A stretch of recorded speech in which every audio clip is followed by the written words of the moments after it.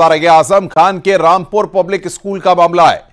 कई अभिभावक पहुंचे हैं रामपुर पब्लिक स्कूल। पेरेंट्स और अधिकारियों के बीच मीटिंग हुई है। बच्चों के पेरेंट्स और बीएसए डीआईओएस के बीच में मीटिंग हुई है। बच्चों की पढ़ाई का यह सेशन पूरा होने की पेरेंट्स ने मांग उठाई है। बीएसए डीआईओएस मीटिंग की रिपोर्ट बनाकर उच्चाधिकारियों को सौंपेंगे। उच्चाधिकारी लेंगे इस मामले का निर्णय। योगी सरकार ने जौहर ट्रस्ट को लीज पर दी गई जमीन वापस ली है। शर्तों का उल्लंघन करने के कारण लीज की गई है निरस्त। डीआईओएस ने 7 दिन का जौहर ट्रस्ट को समय दिया। जगह को खाली करने का इस समय दिया गया। 7 नवंबर को 7 दिन का समय पूरा हो रहा है। आजम खान है जौहर ट्रस्ट के अध्यक्ष। कई अभिभावक रामपुर पब्लिक स्कूल पहुंचे हैं और ये एक्सक्लूसिव तस्वीरें इस वक्त हम आपको दिखा रहे हैं। और बातचीत करने के लिए इस खबर को हमारे संवाददाता एक्सक्लूसिवली ब्रेक किया विशाल सक्सेना ने, जो रामपुर से हमारे साथ जुड़ रहे हैं बातचीत करने के लिए। विशाल, क्या स्थिति इस वक्त मौके पर है और कौन कौन से अधिकारी बातचीत कर रहे हैं? जिला शिक्षा अधिकारी दोनों ही लोगों ने जो रामपुर पब्लिक स्कूल के बच्चे जो पढ़ रहे हैं उनके पेरेंट्स से बात की है। पेरेंट्स से उनको और इनकी अधिकारियों की मीटिंग हुई है, जिसमें पेरेंट्स ने अपनी बात रखी है कि अभी सेशन बीच में चल रहा है, ये सेशन पूरा हो जाए तब इसको स्कूल को खाली कराया जाए। वहीं कुछ पेरेंट्स ने ये भी मांग रखी है कि स्कूल की फीस बहुत कम है और उनके बच्चे यहाँ की पढ़ाई भी बहुत अच्छी है, तो स्कूल को जैसा है वैसे ही रखा जाए, इसको स्कूल को खाली ना कराया जाए।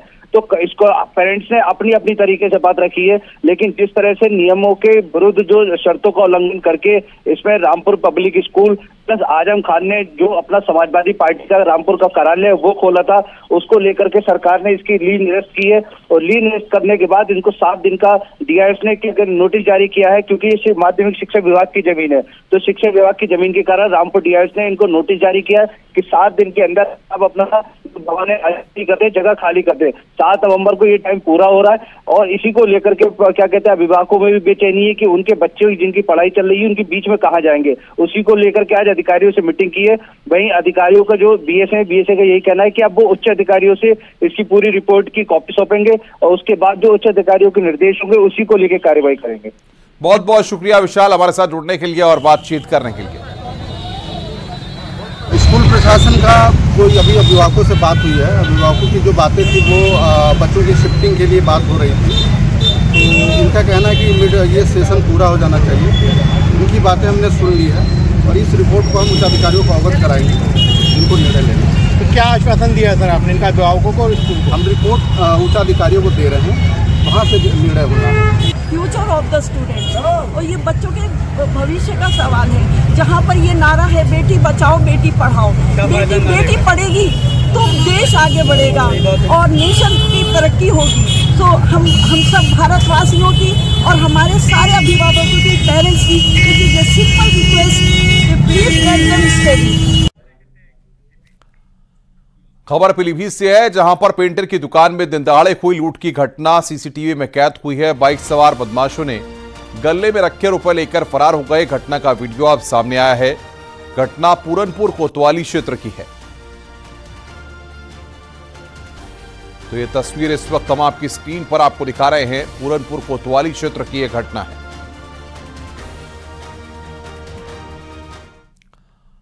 आगे बढ़ते हैं खबर शामली से, जहां पर अवैध पटाखा फैक्ट्री पर छापेमारी हुई है। एसडीएम ऊन ने अवैध पटाखा फैक्ट्री को सील किया। बताया जा रहा है कि मानकों के खिलाफ फैक्ट्री का संचालन किया जा रहा था। फैक्ट्री में अनार, सुतली बम और बुलेट बम जैसे पटाखे तैयार किए जा रहे थे, जिन्हें दीपावली के त्यौहार पर बाजारों में सप्लाई किया जाना था। संचालक के खिलाफ संबंधित थाने को मुकदमा दर्ज करने के आदेश दिए हैं। दरअसल मामला शामली जनपद के कस्बा गढ़ी पुख्ता का है।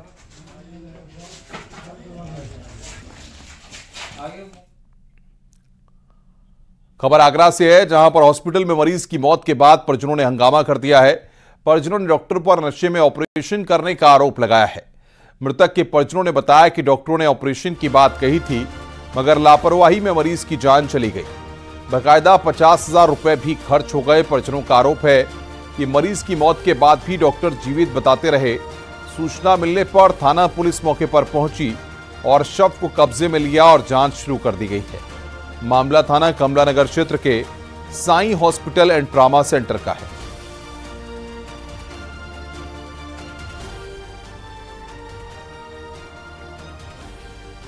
सहारनपुर में रिश्तों का कत्ल हुआ है। पुलिस ने बताया कि शराब पीने के बाद हुई कहासुनी में छोटे भाई ने बड़े भाई के सिर पर डंडा मारकर मौत के घाट उतार दिया। इस घटना के बाद आसपास हड़कंप मचा हुआ है। सूचना पर पहुंची पुलिस ने आरोपी को गिरफ्तार किया। घटना बड़गांव थाना क्षेत्र की है। के बीच झगड़ा हुआ जिसमें कि एक भाई ने दूसरे भाई के सर पर लाठी मार दी। दोनों व्यक्ति आपस में सगे भाई हैं। जो घायल था उसको अस्पताल तत्काल भर्ती करवाया गया, जिसकी कल दौरान इलाज मृत्यु हो गई। जो परिजन हैं उनकी तहरीर पर पुलिस ने हत्या का मुकदमा दर्ज किया है और जो अभियुक्त है उसे पुलिस ने गिरफ्तार कर माननीय न्यायालय के समक्ष प्रस्तुत कर जेल भेजा है। जो भी इसमें अन्य विधिक कार्यवाही है वो की जा रही है और शीघ्र ही इसमें चार्जशीट लगाकर आगे कार्यवाही की जाएगी। बुलंदशहर की रहने वाली वेद कुमारी गाजियाबाद के लोनी बस डिपो में ड्राइवर हैं। दिलचस्प बात यह है कि जिस बस डिपो में वो ड्राइवर हैं उनके पति भी उसी में कंडक्टर हैं। लोनी बस डिपो में तैनात पति पत्नी की हर कोई तारीफ कर रहा है। दरअसल रोडवेज बस को पत्नी बतौर ड्राइवर चलाती हैं और उसी में पति कंडक्टर बनकर टिकट काटते हैं। वेद कुमारी बुलंदशहर की रहने वाली है। वेद कुमारी के पति मुकेश कुमार 2019 से ही लोनी डिपो पर कंडक्टर हैं। वेद कुमारी के 2 बच्चे भी हैं। वेद कुमारी ने न्यूज 18 से बातचीत में सीएम योगी की तारीफ भी की। पुरुषों का ही क्षेत्र माने जाने वाले इस प्रोफेशन को वेद कुमारी बखूबी संभाल रही हैं। इसके साथ ही अपने 2 बच्चों और घर की देखभाल भी कर रही हैं। पहले चालक ही थी, पर वो परिचालक ही थी, चालक नहीं थी। अब महिला हम उनके साथ चालक बन के आ गए हैं और हमारे डिपो में भी है एक महिला चालक, वो परिचालक। तो वो भी अच्छा महसूस करती हैं, ये सोचते कहती हैं कि मैं आपके साथ चला करूँगी रोड पे। मैंने कहा दीदी ठीक है, हम दोनों चालक और परिचालक फिर महिला भी हो जाएंगे। अब तो हस्बैंड वाइफ भी हैं और फिर दोनों लेडीज हो जाएंगी, तो कोई दिक्कत नहीं है। आगे उन्हें भी सफ़र कराएंगे और ड्यूटी कंप्लीट तो देखो करनी है। बाकी महिलाओं के लिए सुरक्षित तो है ही हर तरीके से। ये तो सर इन्होंने ट्रेनिंग ये भर्ती हो गई है। मैं पहले से ही था 2006 से, ये 2021 में आई हैं। दोनों ने इन्होंने पोस्टिंग मांग ली लोनी डिपो, मैं भी लोनी डिपो में। दोनों साथ साथ चलते हैं पति पत्नी दोनों, और बड़ा अच्छा सुकून के साथ में समय कट रहा है, बहुत अच्छा लगता है। मैनपुरी में पुलिस और बदमाशों से मुठभेड़ हुई है। इस मुठभेड़ में 2 बदमाशों को गोली लगी। दोनों बदमाशों को अस्पताल में भर्ती कराया गया है। इन बदमाशों के पास से लूटे हुए जेवरात बरामद किए गए हैं। इन बदमाशों के ऊपर पहले से 2 दर्जन से अधिक मुकदमे दर्ज हैं। पुलिस ने जब इन बदमाशों को रोकने की कोशिश की तो इन लोगों ने पुलिस पर फायरिंग करनी शुरू कर दी। पुलिस की जवाबी फायरिंग में 2 बदमाशों को गोली लगी है। सफेद कलर की अपाचे ये भी बरामद हुई है और मुठभेड़ में एक पिस्टल और दूसरे के पास से कट्टा बरामद हुआ है और काफी मात्रा में कारतूस बरामद हुए हैं। तो एक बड़ी सफलता है हमारी पुलिस को। और ये जो अभी लूट की घटनाएं इस तरह की हो रही थी उसमें निश्चित रूप से इस पे अंकुश लगेगा। क्या ये घटना दिल्ली एनसीआर में प्रदूषण सबके लिए चुनौती बना हुआ है। ग्रेटर नोएडा अथॉरिटी में चर्चा हुई है कि किस तरीके से काम किया जा सकता है और स्थिति को कैसे बेहतर बनाया जा सकता है। उत्तर प्रदेश के एनवायरमेंट एसीएस मनोज सिंह ने न्यूज 18 से बातचीत की है। जैसे 15 दिन की बात की गई है और जो चुनौती लगातार हमारे सामने आ रही है, दिल्ली में ये कहा जाता था कि हवा वहां जहरीली होती है, लेकिन नोएडा का भी वही हाल है। कहाँ कमी लग रही है? और जो इस बार हवा का जो बेसिकली अपर एयर सर्कुलेशन बिल्कुल ही नहीं है। ये एक क्लाइमेटिक फिनोमेना है जो कि नवंबर से शुरू हो जाता है और हम लोग ने देखा है कि 50% जोग्राफिकल फैक्टर होते हैं और 50% ह्यूमन फैक्टर होते हैं एयर पोल्यूशन में। तो इस बार हमारे जो वेदर है वो बिल्कुल ही विपरीत है। हमारा दुर्भाग्य है कि पंजाब की पराली करीब 25% आज कंट्रीब्यूट कर रही है दिल्ली के पोल्यूशन के लिए और उसी के कारण ये आज प्रॉब्लम आया है।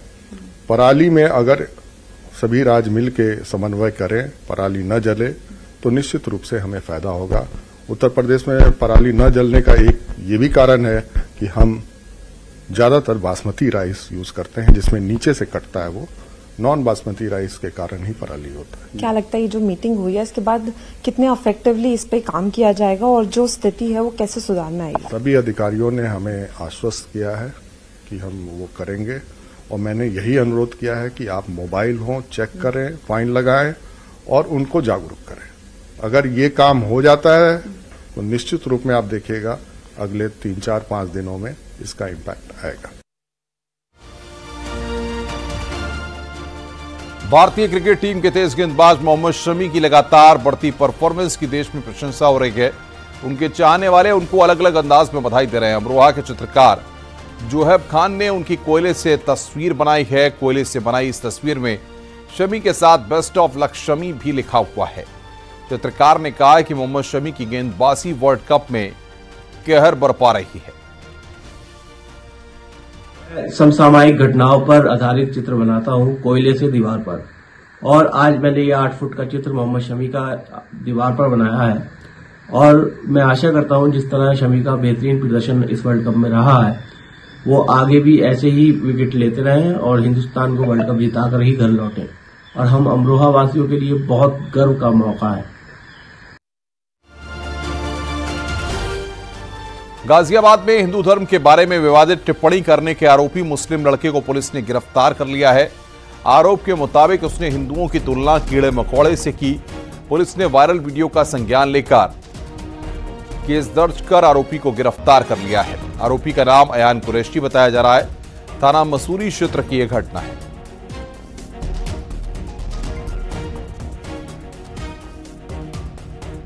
जिंदा था और जिंदा है, जिंदा ही रहेगा पूरी दुनिया में। ये क्या है हिंदू, ये कीड़े मकोड़े की तरह मसल जाएंगे जिस दिन। ऐसे नहीं बोलना, ऐसे ही नहीं बोलो, ऐसे ही नहीं बोलेंगे। किसका? अयान कुरैशी नाम है भाई, रफीकाबाद में। ऐसे क्यों बोल रहे हो भाई? हिंदू क्या है?